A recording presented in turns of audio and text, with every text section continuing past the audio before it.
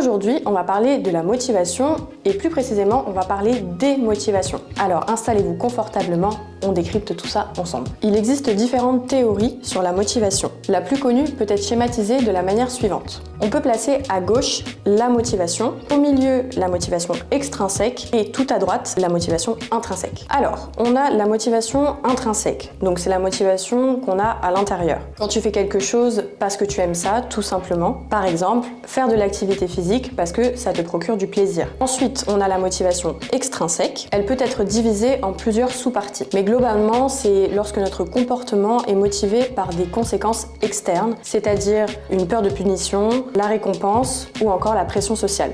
Par exemple, faire de l'activité physique pour éviter l'apparition de maladies chroniques. Et enfin, la motivation. C'est simplement l'absence de motivation. Par exemple, faire de l'activité physique sans trop connaître la raison de sa motivation. Donc pour résumer la lecture du schéma, plus on est à gauche, moins on a d'autodétermination et inversement. Mais alors, pourquoi je vous raconte tout ça ?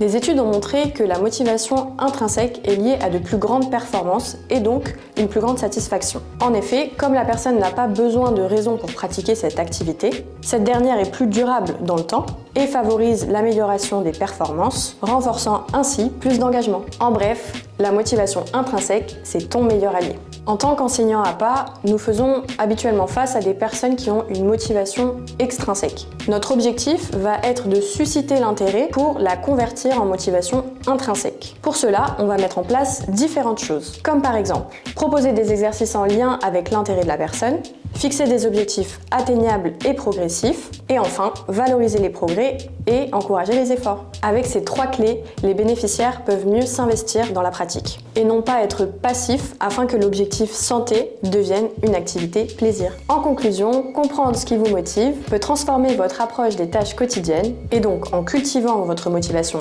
intrinsèque et en utilisant judicieusement les récompenses extrinsèques, vous pouvez améliorer votre bien-être et votre efficacité. Alors, prêt à redécouvrir votre motivation ? À très vite chez AS Mouvement.